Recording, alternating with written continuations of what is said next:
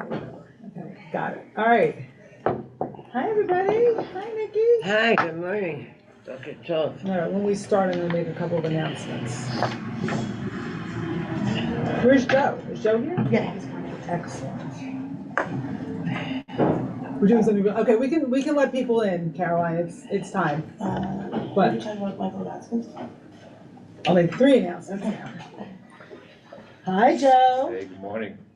Good morning. Boker Tov, Shabbat Shalom. People are coming in. Excellent. Not such good news for you. Good news for me? Not such good news. Okay. Sherman emailed me Thursday night. He gave me another 2, and I already have 3. It was hard enough to do it, and I had no time to do it. So we have 5 prepared. So this can do 5. Unless you can decide. We can figure out reading through the Torah. One of us will read. Or cheating and decide what we do. Oh, can you do that? Oh, Great. something Okay, you'll decide. cheat. I'll figure We're it being out. recorded. I should shut up. What's different? It's all in public. You'll be excommunicated as well. All right, everybody. Hi. Good morning. Shabbat Shalom. Alana, it was so great to see you at Romemu. Meet your husband. That was lovely. Hi, Dad. To see you. When do you go back? Abigail. Hi. Richard, hi. Kathira in Toronto. Hi, Neil. Hi, Jay, also in Toronto. Hi, Debbie in Florida. Sharon back from India. All your sleep and your hours are all screwed up, I imagine. So before we start, I'm going to make a couple of announcements. One is our rabbinic fellow is coming in Tuesday through Saturday, and she had a place to stay, but it fell through. So if anyone could host our rabbinic fellow, even for a few days, that would be amazing. Number 2, we have Dr. Michael Gottsagen's class coming up this Wednesday on, what's the name of it? Like social justice and Judaism. It's more interesting than that, but that's basically what the topic is. And basically, reflecting on social justice in these times. And, the other announcement is I need a second gabbai today. All right. Someone's shrugging, so I guess that's a volunteer. But you'll be reading Torah, so it's complicated. All right, we'll figure it out. All right, so with that, we're going to, by the way, we're doing something very different today. So hang on, we'll get there in a minute. And we're going to do, the blessing on Torah study to start with. So Caroline, thank you for your good work behind the scenes. And if you can share, yes. Okay, everybody in cacophony. Blessed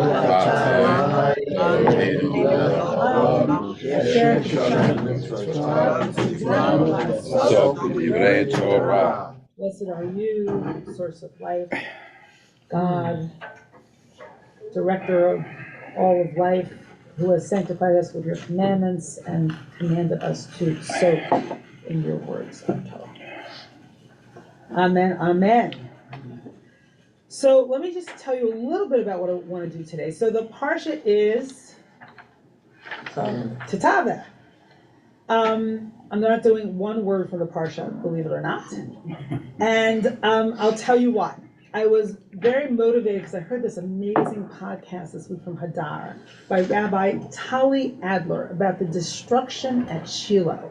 And I learned so much.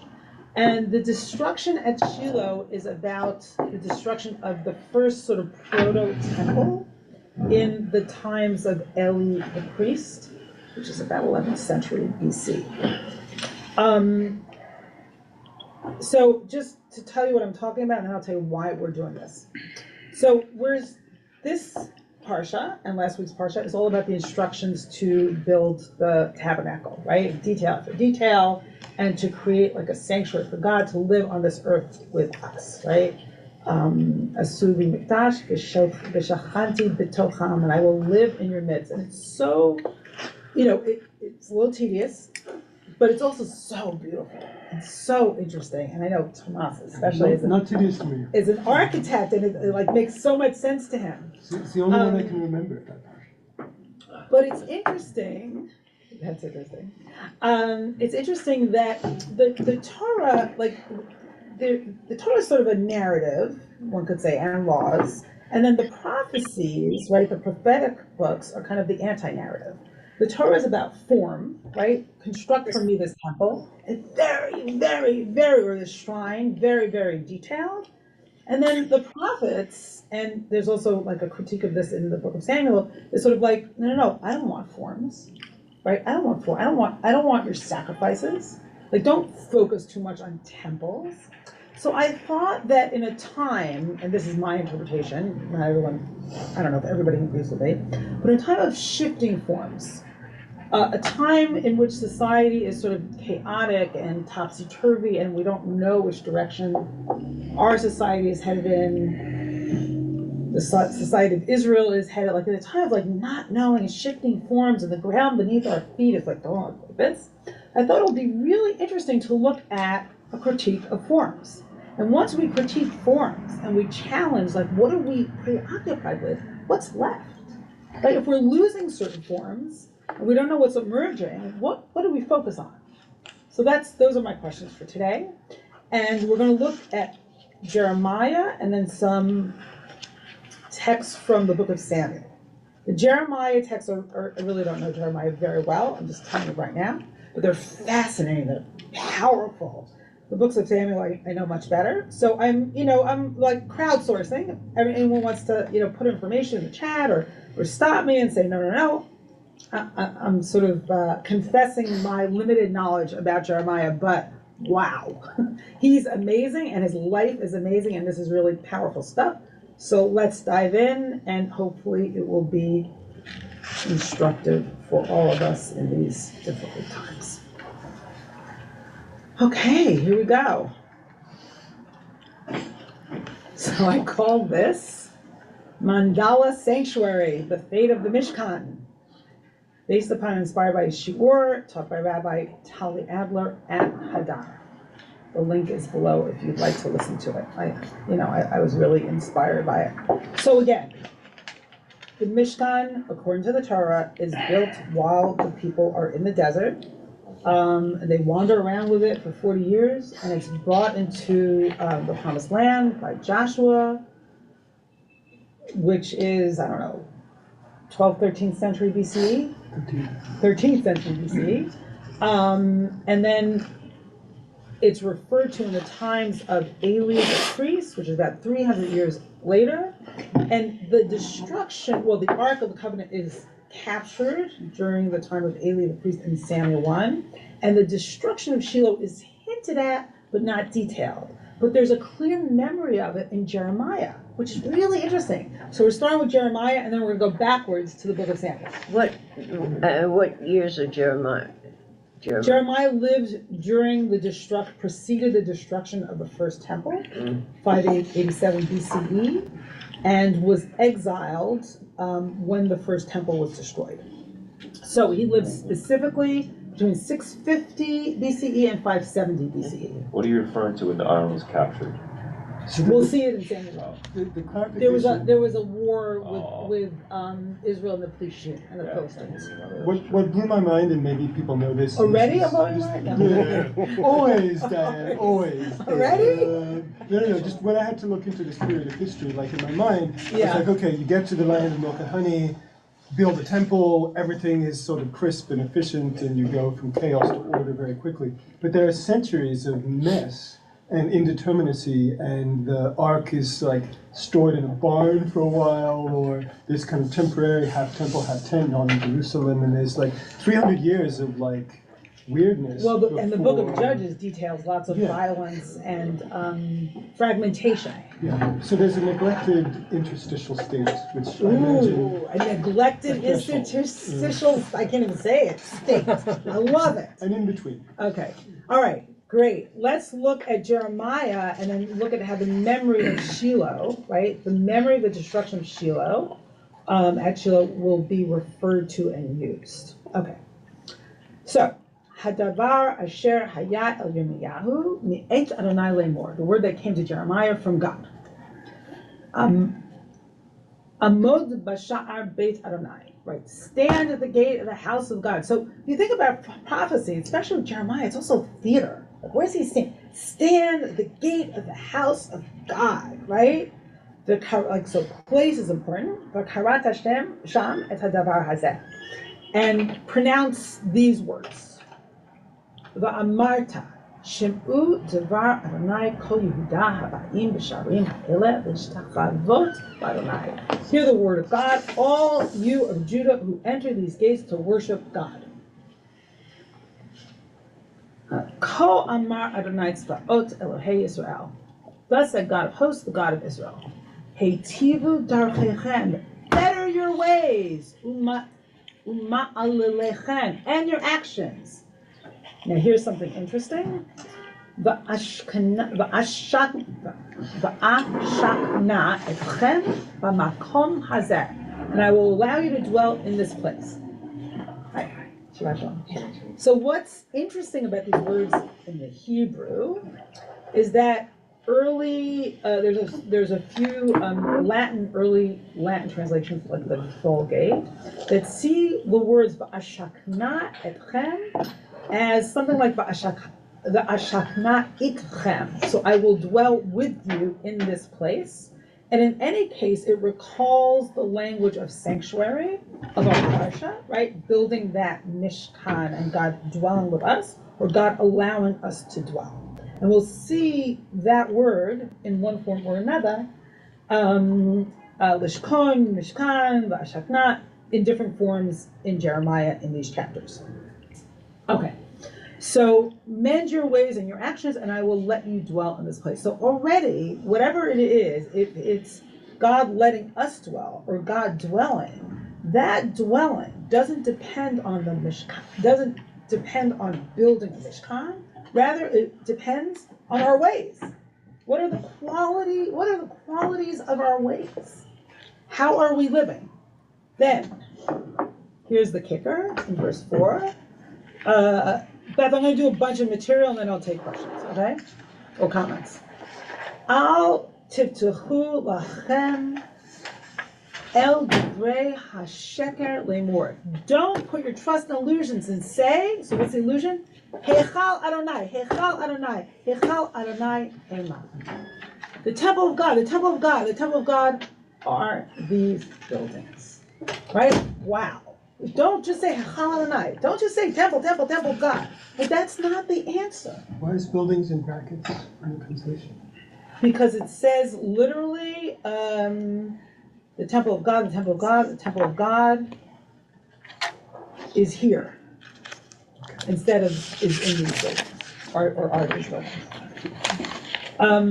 So I was thinking about what are some of the mantras of our times that we might trust in.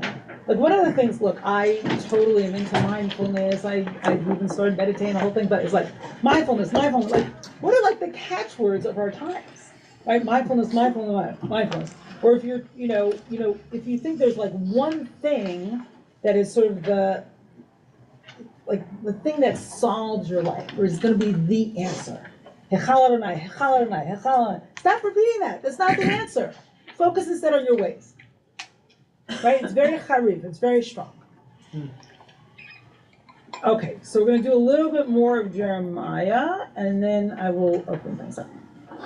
Okay. Ki im heitev tetivu etarchem darchechem. Let me just make this a little bit bigger for my eyes here. Okay. Ki im heitev tetivu etarchem. Et ma'alelechem, again the same language.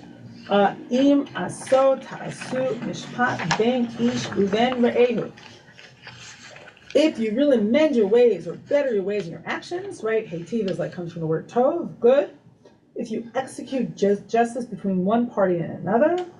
Verse 6, ger yatom v'almana lo ta'ashoku v'adam naki al tishbechu b'makom hazeh.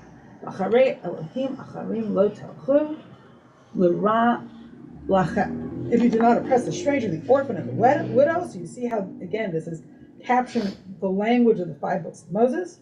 If you do not shed the blood of the innocent in this place, right? Again, this emphasis on makom, what's happening in this makom.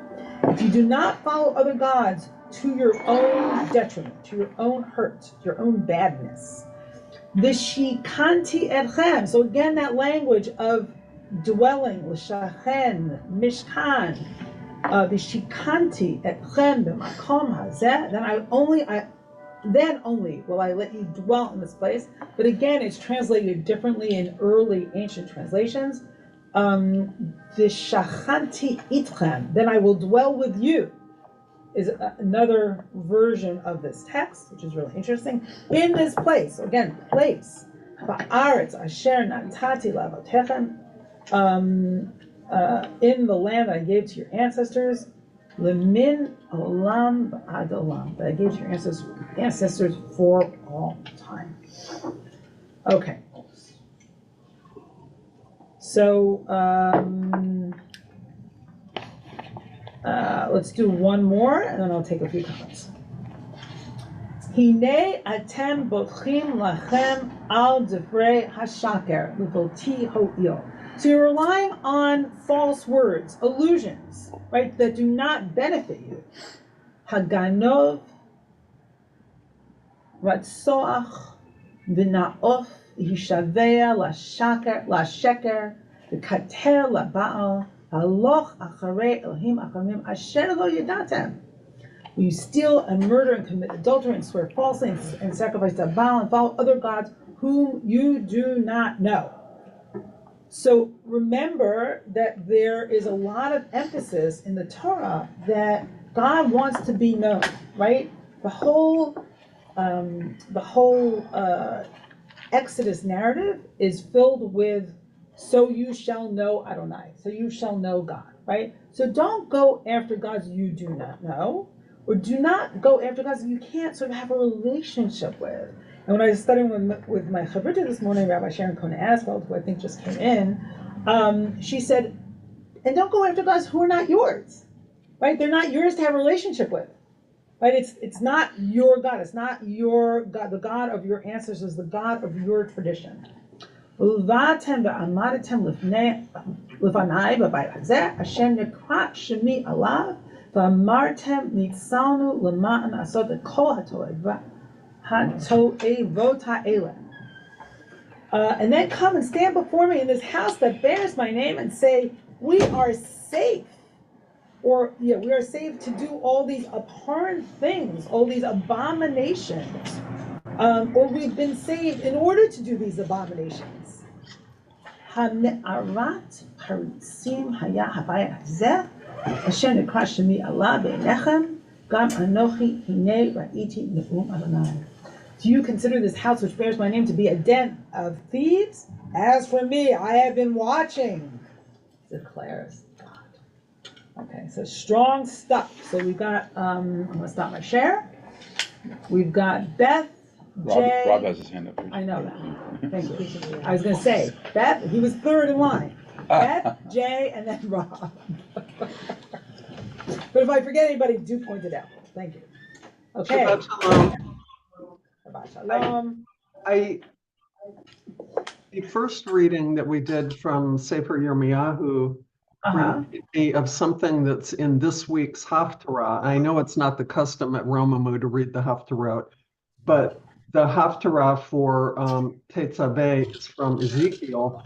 And right at the beginning of the reading, it talks about there's this bronze guy, a messenger from God, who's speaking to O mortal or Ha'adam, someone.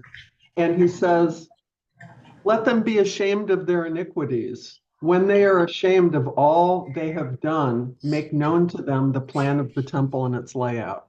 So this sense of realizing where we've gone wrong and becoming cognizant of it is a fundamental precursor to knowing what we're supposed to do with the temple.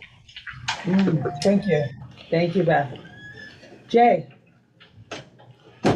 So can we now riff on Heschel's famous statement and say Judaism is not chiefly a religion of space. Judaism is not chiefly a religion of time. It's a religion of conduct. Yeah, that's powerful. Yeah.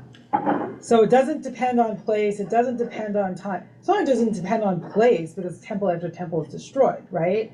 Like, and we're exiled again and again and again.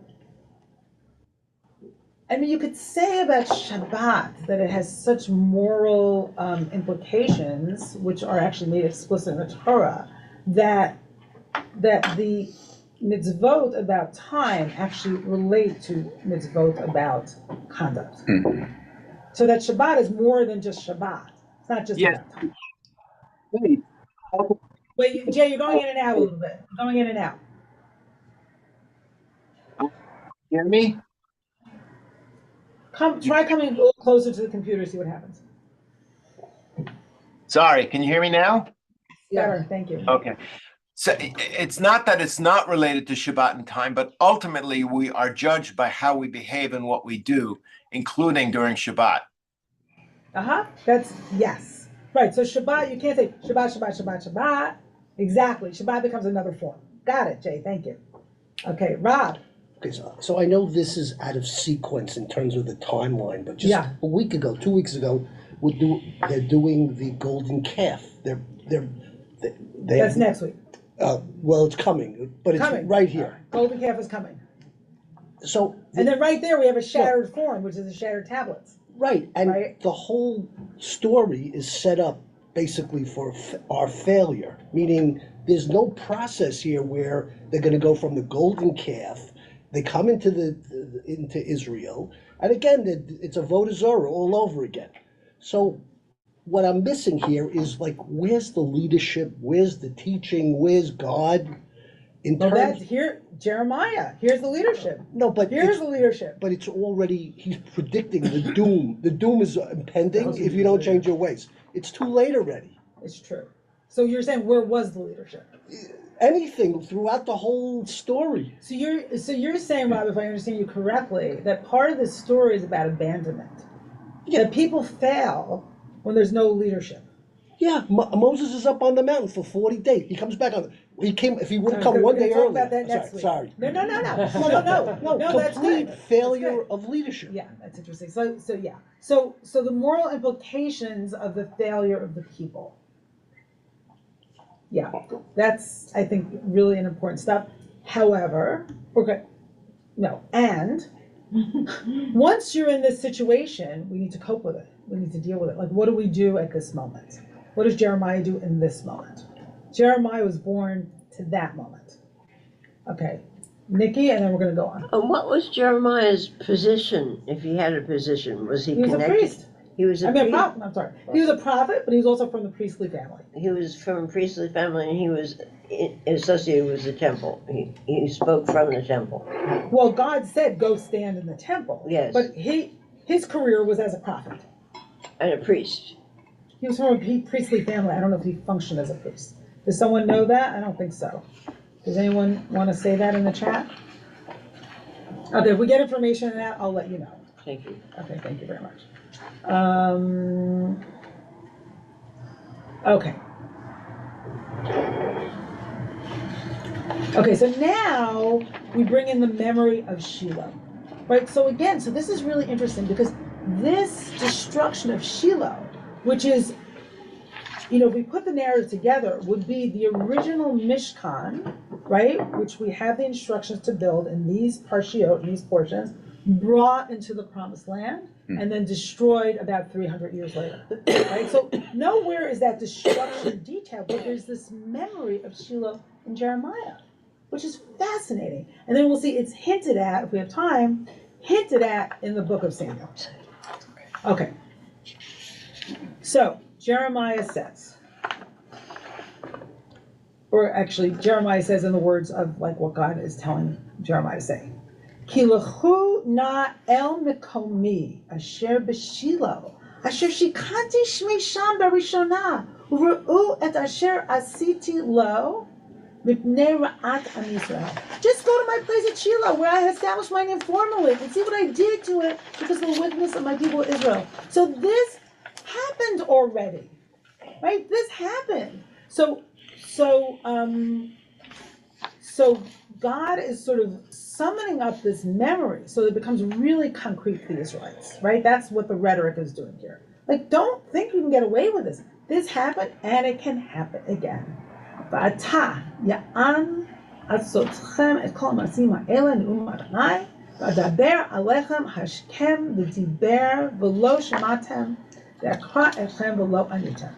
And now, because you do all these things, declare God, and though I spoke to you persistently or early, you would not listen. And though I called to you, you would not respond. So that's actually, Rob, part of your answer. God tried. Right? Whether there was sufficient leadership, I don't know, but it sounds like at least God feels that God tried. ועשיתי לבית אשר נקרא שמי עליו אשר אתם בוטחים בו למקום אשר נתתי לכם ולאבותיכם כאשר עשיתי לשילה. Therefore I will do to the house that bears my name, on which you rely, you trust in that house. Remember they said, Hechal Adonai, Hechal Adonai, Hechal Adonai, right? The shrine of God, the shrine of God, the shrine of God. And to the place that I gave you and your ancestors, just what I did to Shiloh. והשלחתי אתכם מעל פניי כאשר השלחתי את כל אחיכם את כל זרע אפרים, and I will cast you out of my presence as I cast out your kinsfolk, the whole brood of Ephraim. ואתה אל תתפלל בעד העם הזה ואל תישא באדם רינה ותפילה ואל תפקע בי כי אינני שומע לך. And I'll cast you out of my presence as I cast out, I said that. And as for you, do not pray for this people, do not raise a cry of prayer on their behalf, do not plead with me, for I will not listen to you. Don't do what Moshe did and get in the way of the punishment. Ain't happening this time. And it didn't, because the first temple was destroyed. Right? There is no going back here. Okay, and so what happens? So everyone's listening. וישמעו הכהנים והנביאים וכל העם את ירמיהו מדבר את הדברים האלה בבית Adonai. The priests and prophets and all the people heard Jeremiah speaking these words in the house of God. ויהי ככלות ירמיהו לדבר את כל אשר ציווה אדוני לדבר את כל העם ויתפסו אותו הכהנים והנביאים וכל העם לאמור מות תמות. And when Jeremiah finished speaking all that God has commanded him to speak to all the people, the priests and the prophets, and all the people seized him, shouting, "You shall die!" So, to say the least, they were triggered by his words, right? You, so, Jeremiah. yes, you, Jeremiah, shall. They want to kill Jeremiah, right? Speaking Because the of truth. what he's saying. So it must have struck. Dynamite. Yeah. Dynamite. It struck a deep chord. This is not what they want to hear. Madua nibeta b'shem Adonai lemor k'Shilo yiyah b'ayit hazeh. So how dare you prophesy in the name of God that this house shall become like Shiloh? Ha'ir hazod techarav, and this city should be made desolate, actually destroyed. Me'en yoshev, right, desolate, without anybody living in it. V'yikahel kol ha'am el Yirmiyahu b'beit Adonai, and all the people crowded about Jeremiah, like they ganged up on him in the house of God, which actually recalls how the people ganged up, and it uses the same verb. I'm not sure it's exactly the same form, same root. The way the people ganged up against Aaron when they wanted the golden calf. Right, so there's this sense of desperation. V'yishma'u sarei Yudah et hadvarim ha'eleh v'yalu mibeit hamelech beit Adonai v'yezhuvu b'petach shtar Adonai hechadash. When the officials of Judah heard about this, they went up from the king's palace to the house of God and held a session at the entrance of the new gate of the house of God. ויאמרו הכהנים והנביאים אל השרים וכל העם לאמור משפט מוות לאיש הזה כי ניבא אל העיר הזאת כאשר שמעתם באוזניכם. Priests and prophets said to the officials and to all the people, this man deserves a death penalty, for he has prophesied against the city as you yourselves have heard. Yes, Joe. Quick question. Yes. So this is in times of the first temple, after Yes. Solomon has already passed on, Yes, and who's the king at the time? Yehoiakim. Oh, nice. Jeremiah was between. the Yehoiakim, two which is temples. like the third from the last. Okay. We're, Jeremiah was between the two temples, Yeah. in the No, middle. no. Jeremiah lived before the destruction of the first temple and after the destruction of the first temple. In that sense, Right. in between. Yeah. But Right. now we're before the destruction of the first temple. And how long were we after the destruction of Shiloh? Like 500 years? 600 years? I will tell you in a second. So if the first temple was destroyed in 587 BCE, and Shiloh was about 900 BCE. Shiloh was right before the first temple. Yes, correct. Okay. All right. So now we're going to go backwards and look at what was going on in the book of Samuel that Shiloh was destroyed. Or, and the books of Samuel are fascinating because they're all about new forms coming into existence. And we're going to see this briefly in Hannah, and how Hannah represents that new form, and how Eli, the priest at the time, represents the old form. And what's interesting about, one of the ways the text, the literature indicates the new form and the old form is Hannah is someone who stands and goes, and Eli is always sitting. Okay. So this is the story of this is Samuel 1, the first chapter of Samuel 1, and is a story about a barren woman, Hannah, who has a rival wife, Peninnah. And she's barren, and she's barren, and she's barren, and finally she goes to the shrine of the temple and to pour her heart out, right? And it's so. We'll see what happens here.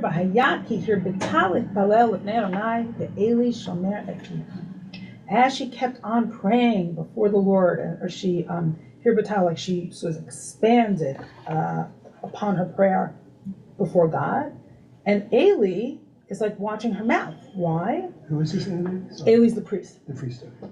The Chana hi medaberet al liba. Right? Chana is speaking to her heart, or in her heart. Rak sfateha na'ot. Only her lips are moving. The kola lo yishamea. And we can't hear her voice. So it's a whole new kind of prayer, one that we had not seen yet in the 5 books of Moses, which is the inward prayer. Mm-hmm. And what's really interesting about that is that the Amidah, the silent standing prayer, is based, right, on Hannah's story and what Hannah does here. Lo yishamea and Eli, not understanding this new form of prayer, thinks she's drunk. So he says to her, Vayomer eleha. Eli says to her, Ad matai tishta karin. How long are you going to be drunk for? Hasiri et einech me'elayach. Take away your drunkenness from yourself. And it's interesting because clearly some people had a problem with alcoholism because he's recognizing something, but it's not true about her. Vatan Chana v'tomer, and Chana responded to him and said, Lo arani, ishak shat ruach anochi. I'm a woman of bitter or hard spirit. The yayin, the sechar lo shatiti, and I have not drunk any wine or any alcohol. And I am pouring out my heart before the Lord. So she takes his accusation and turns it on its head, by using this symbol of pouring out her soul. I'm not pouring out wine, I'm pouring out my soul. So I love how she sort of instructs him in who she is at this moment, and sort of offers a critique. Al titen et amatcha lefnei bat blial. Do not take your maidservant for a worthless woman. Ki merov sichi v'chasi divarti ad hina.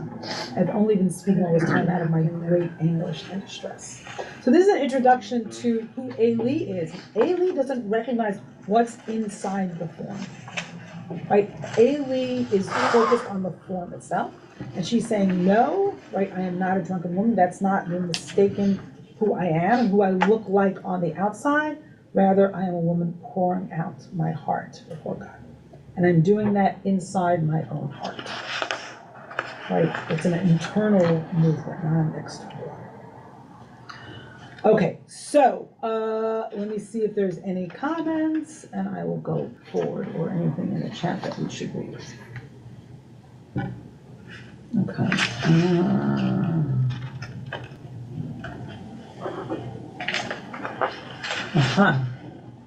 More Jeremiah from Neil. Rabbi Sachs' translation of Jeremiah, but here you are relying upon words of false assurance that are useless, falsehoods from would-be leaders. Yeah. Okay. Okay, Nikki, this is for you. Jeremiah was from the Kohanim of Anatot. So that's the city where the priests live, which suggests that he was part of the rotation. Thank you very much, Asher Chaim. Of priests from one of 24 zones who would serve for, I forget, a week or a month, and then the next group would take its turn. Thank you very much. Okay. Okay. All right, I don't see any hands, so I'm going to go on because it gets even more interesting. Okay, so let's see what Eli's sons do,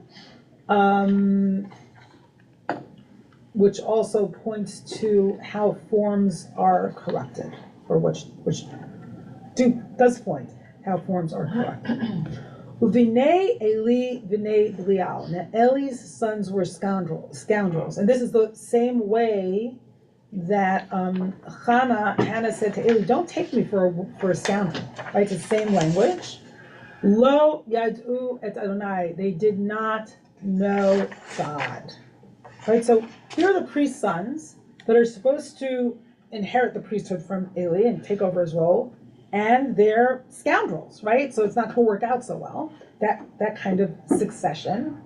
Mishpat, actually, Asher Chaim, do you feel like reading? I've just been enjoying, sorry. Umishpat HaKohanim et ha'am, kol ish zoveh zevach, uvan na'ar HaKohen, kivishel basar, v'hamazleg shalosh hashigim biyado. Shinayim. Shlosha Shinayim, thank you, Biado. I'm going to make it a little bigger. The rule for Kohanim regarding the nation: a person would sacrifice a sacrifice, and then a young'un of the Kohanim would come as he was boiling the meat, and he would come with a three-pronged fork. V'hikab keyor o badud o baqalahat o baparud kol asher ya'aleh mazleg yiqah kohen bo. Kacha ya'asu lechol Yisrael haba'im sham b'shilo. The etiquette when you're sharing a meal with God is that this youngster with the three-pronged fork would whack the cauldron or kettle. Oh, I'm sorry, he would thrust into the cauldron or kettle or great pot or small pot, and whatever the fork would grab, that's what the Kohen would take. That's how they did it for all Israelites coming there in Shiloh. So let's just back up so people would bring sacrifices, right? And the priest would get some of the meat from the sacrifice. And that's how the priests would eat. Yeah, and it underscores that most of the sacrifices were eaten by the person bringing the sacrifice and shared with others by the person bringing the sacrifice. Gam beperem yaktirun et ha'helev uva na'ar ha'kohen ve'amar le'ish ha'zoveach tanav asar lisloach la'kohen ve'lo yikach mimecha b'asar mevushal ki im hai. Oy. But now, even before the forbidden portions had been burned on the altar, the kid would show up and say to the offerant of the sacrifice, "Give me some of the raw meat for me to roast to the Kohen." He doesn't want it cooked. He won't wait. Vayomer elav ha'ish kater yaktirun kayom ha'helev v'chach lecha ka'asher ta'aveh nafshecha ve'amar lo ki ata titein Imlot lakachti v'chazaka. The guy bringing a sacrifice would say, look, at least let them first burn the forbidden portions, and then take what you want. And he'd say, no, give it to me now, or I will take it by force. ותהי חכת הנערים גדולה מאוד את פני אדוני, כי ניאצו הנשים את מנחת אדוני. The sin of these youngins against Yud-Heh-Vav-Heh was great because they had treated with contempt the offerings to Yud-Heh-Vav-Heh. Thank you, Asher Chaim. So there's such interesting symbolism here. If you think about it, like the meat is supposed to be cooked, and there's certain pieces of the fat that are forbidden, but the sons of Eli want it raw, right? And I think about Claude Levi-Strauss and literary structuralism. The what raw represents and what cooked represents, and cooked represents a kind of civilization, and raw cruder, primal kinds of ways of being and experiences. And they want it raw, and they won't wait. They just want to grab, and they want to force, right? So, and you'll see they do the same thing, unfortunately, in the realm of sexuality. Ve'eli zaken ma'od v'shama et kol asher yasun banav b'chol Yisrael ve'et asher yishkevun et hanashim hatzokot petach o ha'moed. Eli was very old when he heard all that his sons were doing to all Israel and how they lay with the women who performed tasks at the entrance of the tent of meeting. So it doesn't say specifically exactly what they're doing here with these women, but they're laying with them. Is it by force? Is it the same kind of thing? Are they taking without consent? But again, there's something uncivilized about it. He said to them, why do you do such things? I get evil reports from you, from the people on all hands. So he's hearing about what they're doing, right? Al banai, don't do it, my sons. Ki lo tova hashmu'a sher anochi shomea ma'avirim im Adonai. I'm sorry, ma'avirim am Adonai. Don't do, my sons. It is no favorable report. And there's this repetition for the verb for to hear again and again, right? Shmu'ah is like, news of, but it's also about what you hear. So don't do, there's no favorable, hearings, report. I hear the people of the Lord spreading about. Im yachta ish le'ish ufilelo Elohim v'im la'adonai yachta ish mi palelo. If a man sins against a man, God may pardon him. But if a man offends against the Lord, who can obtain pardon for him? V'lo yishma'u, and again that verb to hear. V'lo yishma'u l'kol avihim, and they wouldn't hear the voice of their father. Ki chafetz Adonai la'amitam. The Lord was resolved that they should die. So that's interesting because it kind of hints at the way that God hardened Pharaoh's heart. It's like Nadav and Nadav and Abihu. Yeah, the same thing. It's sort of surprising that Eli, being a priest, didn't say that to his sons. Like, remember what happened to Aaron's son. When they didn't listen to Right. the instructions. Right. Yeah, that And is so- really interesting. Because obviously he was learned about this information. Right. And yet did not pass it on to his children. Oh, that's interesting. In contrast to what Jeremiah is doing, which is evoking the past, right? And Jeremiah, being from Anatot, especially would be tuned into this history of Eli and what happened at Shiloh. Is this Aaron's sons with the strange fire? Yeah. That's what Wendy's referring to. Yes, Yeah. correct. Yeah, Okay. but how do we know that Haley's son, that he didn't impart this information? Well, it's not We here. don't That's know. what Wendy's saying. We don't know what he imparted, Right. but it's They not listened. here. Yes. That if Eli is trying to stop his sons from doing bad stuff, you think he would invoke this history The of anecdote is right there. Aaron's son, and he doesn't invoke that history to his son. Right. Well, Joe was saying, how do we know he didn't? but we do know it's not in the text here. Right, And it's not in the text in Shmuel. right.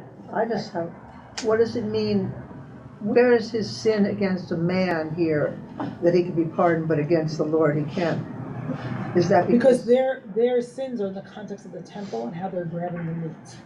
So it's not, that's not a No, they're sin. grabbing the women also. And they're also grabbing the women who Who are are at the intended entrance of the being. temple. So that's another kind I of see, desecration. And these are the future Kohanim. And these are supposed to be future priests, and Yeah, look at yeah. how they're behaving. Speaking of Exactly. leadership. Right, so they're desecrating forms, Mhm. right? They're betraying the intent of what this is all for. Mhm. Okay, so I want to look at Oh boy.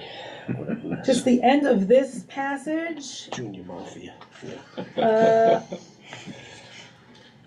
Okay, so this is a long passage of what's going to happen to Eli and his son. It feels like it comes right from like the series Succession. Asher Chaim, if you can pick it up at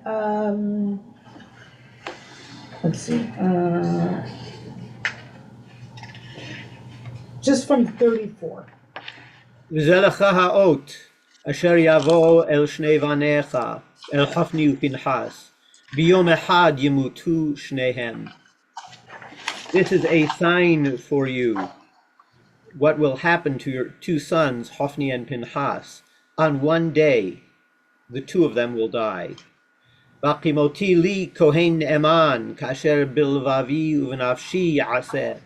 Uvaniti lo bait ne'eman v'hitalech lifnei Meshichi kol hayamim. I will establish a trustworthy kohen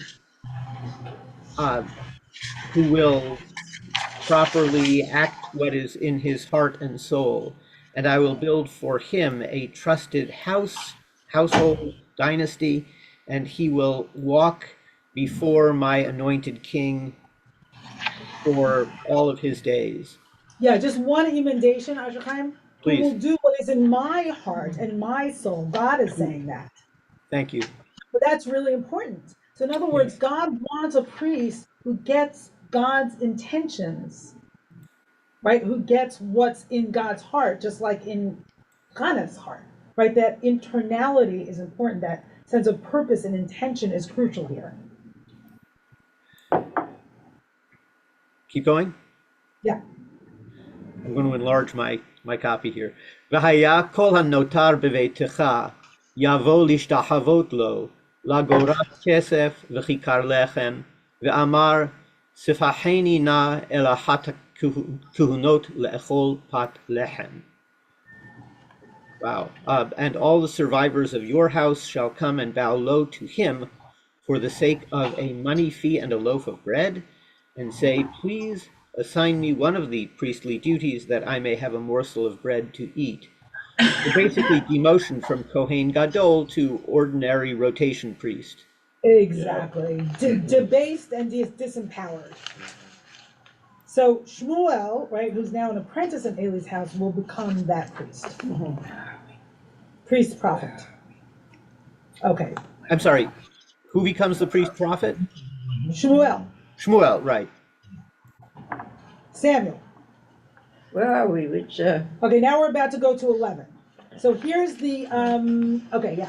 So, hold on a second. But Shmuel can't be a priest, he's not from the Kohen dynasty. Well, he's an apprentice in Eli's house, and he kind of, Right, but he can't function as a priest because he doesn't have the right, genealogy. He Okay. did, I think. yeah, I think, He was a Kohen? Samuel was a Kohen? I'm trying to remember Hannah and, I don't know, Asher Chaim, I think he is from the priestly dynasty, yeah? That's my recollection. I'm Yeah, he functions as a scrambling priest. trying to find a verse, but yeah. Okay, I guess his priest is like the Joker in the deck. It just trumps the other. Like if you're a prophet, you can do what you want. Of being a prophet trumps. all right, let's see what happens with the Ark of the Covenant in Shiloh. I like it. Okay, go on, Asher Chaim. Vayhi dvar Shmuel lechol Yisrael, ויצא ישראל לקראת פלישתים למלחמה, ויחנו על האבן העזר, ופלישתים חנו באפק. The word of Shmuel, much later, came to all of Israel, and Israel went out against the Philistines in war. They camped at Even Ha'ezer, while the Plishtim camped in Afek. ויערכו פלישתים לקראת ישראל, ותכוש המלחמה, וינגף ישראל לפני פלישתים. The Philistines arrayed towards Israel, and the battle ensued, and Israel was plagued, weakened before the Plishtim. ויכו במערכה בשדה כ4,000 איש. And they struck down in that battle in the field about 4,000 men, or 4 companies of men. ויבוא העם אל המחנה ויאמרו זקני ישראל, למה ניגפנו אדוני היום לפני פלישתים?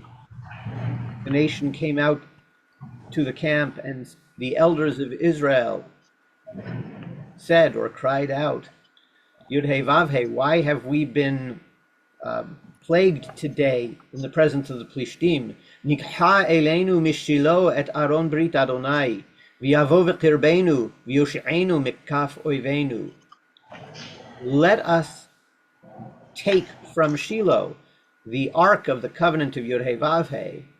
It will come in our midst, and it will save us from the hand of our enemies. וישלח העם שילה, ויסעו משם את ארון ברית אדוני צבאות יושב הקירובים, ושם שני בני עלי עם ארון ברית האלוהים, חופני ופנחס.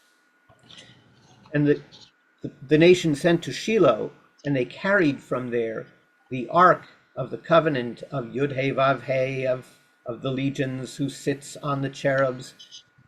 And there the 2 sons of Eli were with the ark of the covenant of God, Hophni and Pinchas. Afterthought. Vayhi kivo Aron Brit Adonai el HaMachaneh, vayari'u kol Yisrael teru'a gdola, vatehom ha'aretz. And as the ark of the covenant of Yud-Heh Vav-Heh came into the camp, the people burst into shouting, a great shout, so that the earth shook. So the Ark of the Covenant is going to save us. Everything's going to be okay. We're going to win this war against the Plishtim, against the Philistines, because it's the Ark of the Covenant. So what happens? It's bringing the physical representation of Yud-Heh Vav-Heh into battle with them. Exactly. ויילחמו פלישתים, וינגף ישראל, וינוסו איש לאוהליו, ותהי המכה גדולה מאוד, ויפול מישראל 30,000 רגלי. The Plishtim continued to war against Israel. Israel was defeated, plagued, weakened, and they fled each to his tent. And the Makkah, like a plague, the striking was great, very great. From Israel there fell 30,000 foot soldiers. Ve'aron Elohim nilqach, u'shnei v'nei Eli metu, Hophni u'Pinchas. The ark of God was taken, and the 2 sons of Eli died, Hophni and Pinchas. Vayaros ish Binyamin me'ama'aracha, vayavo Shilo vayom hahu, u'madav teru'im ka'adama al rosho. A man of the tribe of Binyamin fled the battle and came to Shiloh on that day with his uniform torn and dirt on his head. Vayavo v'hinei Eli yoshev al hakisei derech misapeh ki haya libo hared al aron ha'elohim ish ba lahagid ba'ir vatiz'ak kol ha'ir. As he approached, Eli was sitting on the seat, derech mispeh, waiting beside the road, sort of a lookout, because his heart was fearful concerning the Ark of Elohim. And the man came to tell the story in the city, and the entire city cried out, וישמע עלי את קול הצעקה, ויאמר, מה כל ההמון הזה? והאיש מיהר, ויבוא ויגד לעלי. Eli heard this outcry, and he said, what is this sound of so many people? And the man hurried up and came and told Eli. ועלי בן 98 שנה, עיניו חמה, ולא יכול לראות. Eli was 98 years old, and his eyes were fixed. He could no longer see. ויאמר האיש אל אלי, אנוכי הבא מן המערכה, ואני מן המערכה נסתי היום. ויאמר, מה היה הדבר בני? The man said to Eli, I came today from the battle, and I fled from the battle today. And he said, what happened, my son? ויען המבשר ויאמר, נס ישראל לפני פלישתים, וגם מגפה גדולה הייתה בעם, וגם שני בניך מתו, חופני ופנחס, וארון האלוהים נלקח. And the newsbringer answered and said, Israel fled from before the Philistines, and there was also a great killing in the people. And also your two sons died, Hophni and Pinchas, and the ark of Elohim was taken. ויהי כהזכירו את ארון האלוהים, ויפול מעל הכיסא אחורנית בעד יד השער, ותישבר מפרקתו וימות, תזקן האיש בכבד, והוא שפט את ישראל 40 שנה. When he mentioned the Ark of Elohim, he fell off his seat backwards, meaning of Hebrew uncertain, thank you, Ba'ad Yad Hasha'ar, near the gate, and the back of his neck was broken, and he died, for he was very elderly and very heavy, and he had been the judge of Israel for 40 years. Okay, let's stop here for a second. So he hears about 30,000 people dying. He hears about his sons dying, but he doesn't fall backward, right, until he hears about the Ark of the Covenant, right? So again, the focus is on, right, the Aron, is on the form. And then what happens, and we don't have to read the whole thing, his daughter-in-law gives birth when she hears all this. And again, there's a lot of emphasis on shmu'ah, and batishma, et hashmu'ah, the hearing of the news. And she gives birth to who? A son who's named Ikavod, either without glory or what happened to all the glory. So this is where the Talmud thinks that there's an indication that the shrine at Shiloh, not only has the Ark of the Covenant been taken, but the shrine at Shiloh has been destroyed. Okay, so I want to do one more thing with you, and then we'll see if there's any. Do you want to say something? Oh, I love it. You love it. Okay, good. So Didn't know So one of my favorite movies is, you want to say something more? Yeah. I have a question. Yeah. I thought the shrine at Shiloh was destroyed after the first temple was built because it was competition. Well, that's not what Jeremiah is. I understand. That's not according to. Yes, I understand. Right. That's not what Jeremiah is. It's very mysterious, this destruction at Shiloh, Mhm. and some scholars trust Jeremiah's narrative, Mhm. and that's another possibility. Okay, so now, one of my favorite movies in the world is The Frisco Kid. I don't know how many of you have seen it, but there's this incredible point, there's an incredible moment with this rabbi named Aram. So it's a kind of a farcical Western with this rabbi who goes to serve as a rabbi somewhere in the West, right? And in his travels, he's robbed, and he confronts his robbers, and his friend Tommy, who becomes Avram and Tommy are very close, and there's sort of some kind of like homoerotic overtones in the movie. And I've never Avram, felt it. and then Tommy, what?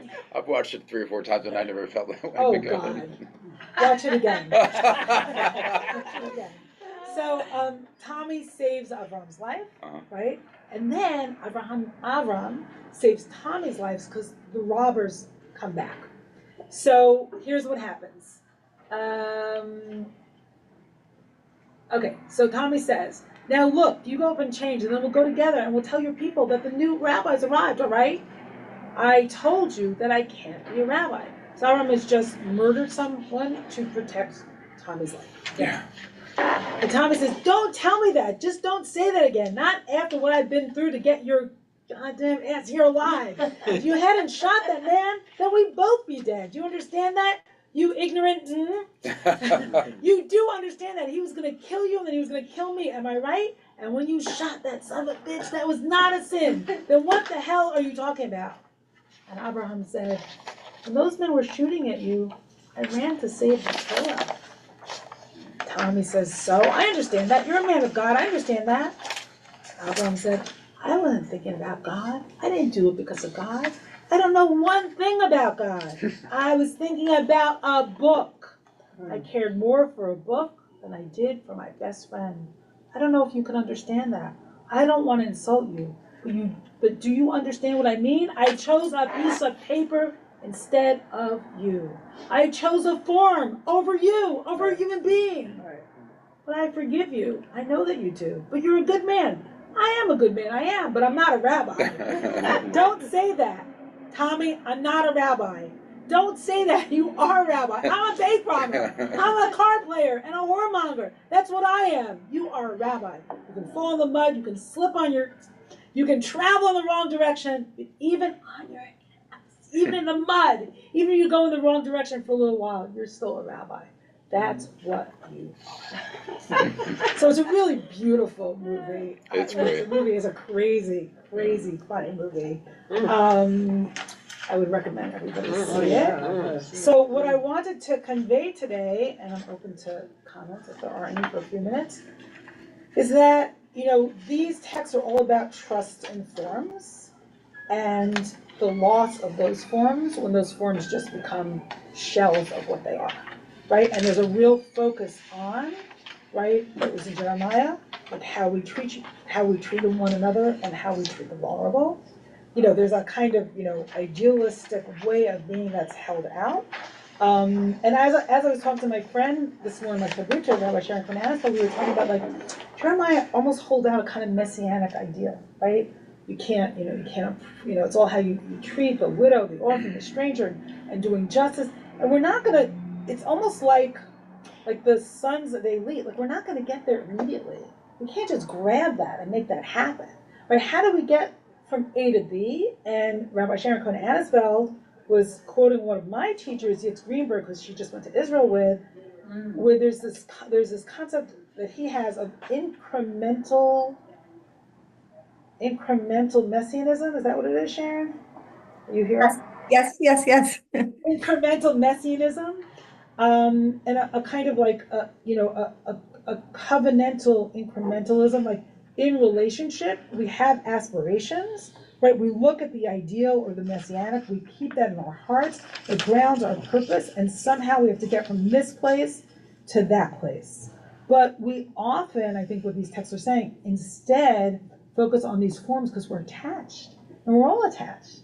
I don't want I don't like change as much as anyone else, right? I don't want the way of life to, my way of life to change. I don't want somebody to sort of take away my comfort and my habit. It's hard to change. So how do we shift our gaze at this moment so we're not so destabilized? And I think we will be destabilized again and again by events in the coming decade, God knows, between climate crisis, having Israel, God knows, right? We're all living in this uncertainty, but where do we keep our sights? So I'm going to first call on people who haven't spoken. So Tomas, and I have to end very, very much on time, which is 5 to 10 today, because I'm leading services as well. Very, very briefly, because the Commonwealth is just always turning this into an architecture seminar. Please. We We love that. Well, since we're talking about forms, One of the most Yeah. exciting movements in architecture, like happening right now because of sustainability and the environmental crisis, is actually called post-formalism, Ooh. or the new formlessness. Yeah. Because there used to be this belief, which I despise, that if you got the right shapes for a building, you could enforce the right forms of behavior. So Frank Gehry squishes a concert hall into the right shape and it gives you the correct feeling and you appreciate the art. Yeah. Or if you order the sequence of spaces, then you can either enforce or coerce the right order of business, the right forms of behavior, the right manners. And this is a lot to do with So classicism. forms depend then. So forms determine what's in the container. Forms determine forms of behavior. So the nouns enforce the verbs. This is the formalist fantasy. A lot of the lie of classicism is behind this. That if we can just order our environment, we can order ourselves. It's a lie. It's a lie. It doesn't work. Doesn't work. So this is the movement. And it didn't work with the temple. It didn't work with the temple. So post-formalism, or the new formlessness, is this movement that says, how can our built environment more mimic the way that nature develops? And it's called form finding. So nobody designs a tree. A tree just finds its form because of air and water and time And other wind, trees. and other trees, right? Talking to the other trees. So how can our environment actually be more like nature and find forms, and therefore be more flexible, dynamic, Find forms that adaptive, reflect what? Dynamic conditions in their context, either socially, environmentally, or culturally. So that this fantasy of fixed forms enforcing proper behavior is being replaced by this idea of the on-form, formlessness, where buildings can kind of grow and shape and be more like So a it's more tree or fluid a and dynamic. Yeah. Is there an example of what could be, one is happening like that? So yeah, so hyperformalism would be like Frank Gehry, like let me make a magic shape. The new formlessness, it's harder to take a picture of because it's more about renovation, adaptation, repurposing, like adding a little addition to something. Like it's actually less photogenic, so it's harder for me to point to you to something. But So it's not much a, deeper. right. That, But yeah, I can send you a list. wow, it sounds amazing, and it reminds me of the golden calf, where they like try to fix the form of God and freeze it into, one place and shape. Yes. Yeah, as opposed to Yud He Vav He, which is like just wild, dynamic, representing, the flow of time, past, present, and future, right? The unfixable divinity. I thought you were supposed to say. Wait, I gotta call on people. I'm sorry, Alana. I'm sorry, Nikki. Boker Tov, I want to express just great appreciation for this teaching. I feel like it's going to forever change how I come to these portions on the building of the temple. We know, of course, that the temple was destroyed, and Again and again, right? Again and again, and our liturgy is so full of grief regarding that. So your teaching this morning, I feel like brings this deeper wisdom to this moment, that it becomes an opportunity to remember how everything rises and everything falls apart. It's a kind of way of living with grief and trauma and loss even. And it's also, that your teaching also brings us to this kind of deeper wisdom about change and how everything is always changing, and as a Buddhist understanding, our suffering comes from our resistance to that. But I also want to say too, it feels like it's another support for change in Judaism as well, as a Absolutely. How do we live with the fact that humanly that nothing is invincible? And how do we move into a possible new post-destruction era in Judaism and in the Jewish world? Tomas, people are asking you for an architect that does this formlessness. Hermann Hertzberger. Hermann Hertzberger. Hertzberger. He was not coincidentally a specialist in schools, orphanages, places that were very dynamic and where people had to be very, very supported. So he designed buildings that worked like coral reefs or tree canopies and could kind of be very easily adapted and added to, and was super dynamic. You know, it's interesting because I've become a little bit obsessed about trees and how they reflect the structure of our brains, and how we're looking, when we look at trees, we're actually looking at the insides of our bodies, Yes. in a way. Complex homeostatic systems behavior. Oh my God. Can we talk about that? Okay, I just want to call on people who have not spoken. Ashkan, you had your hand up, you read, I don't think you've spoken. You're done? Okay, I'm gonna go to Jay. Go ahead. There's a Go word. closer to your computer. There's a word here in 8. All the time the offerings are ish, and the assistants who do the thing with the pitchfork, or Eli's sons, or na'arim. And the last verse is, the sin of the young men against the Lord was very great, for the men treated the Lord's offerings with contempt. And I think typically interpreted that the contempt was by the young men, but there's a change in the word. And maybe the real issue and the consequence was not the contempt of the young men, but how they behaved turned off the population to one of the key undergirdings of Judaism. In other words, Whoa, because great reading. that way. That's amazing. Yeah. So it's the And men. that goes to Anashim, and it's the men, not the Na'arim, who had the contempt. Yeah. That's really, and that goes to Rob's point, where's the leadership? So